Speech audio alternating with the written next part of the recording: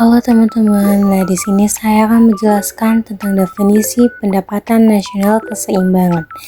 Nah, pendapatan nasional keseimbangan adalah pendapatan nasional yang tidak satupun kekuatan dari faktor-faktor ekonomi memiliki tendensi untuk mempengaruhinya, atau pendapatan nasional di mana semua pelaku ekonomi memberikan kontribusi pada batas-batas yang wajar dan sesuai dengan kebutuhan.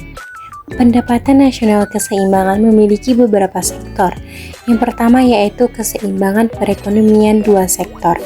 Nah, kegiatan ekonomi dua faktor hanya melibatkan dua pelaku ekonomi, yaitu rumah tangga dan perusahaan.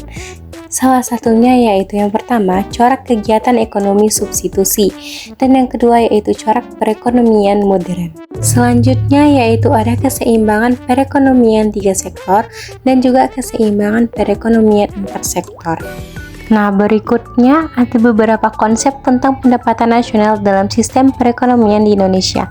Yang pertama yaitu produk domestik bruto, PDB, atau gross domestic product, GDP. Yang kedua yaitu produk domestik regional bruto, PDRB. Dan yang ketiga yaitu produk nasional bruto, PNB, atau gross national product, GNP. Kemudian faktor-faktor yang mempengaruhi pendapatan nasional. Nah, terdapat beberapa faktor yang mempengaruhi pendapatan nasional suatu negara, diantaranya yaitu yang pertama investasi, yang kedua konsumsi, yang ketiga ekspor dan impor, yang keempat kebijakan moneter dan fiskal, dan yang kelima yaitu tenaga kerja dan produktivitas.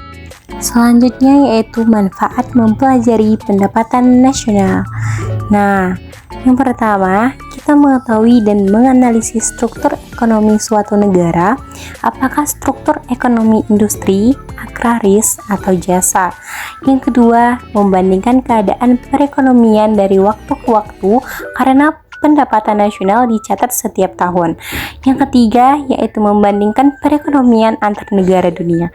Dan yang keempat, yaitu pedoman bagi pemerintah untuk mengambil kebijakan yang berkaitan dengan pembangunan ekonomi nasional.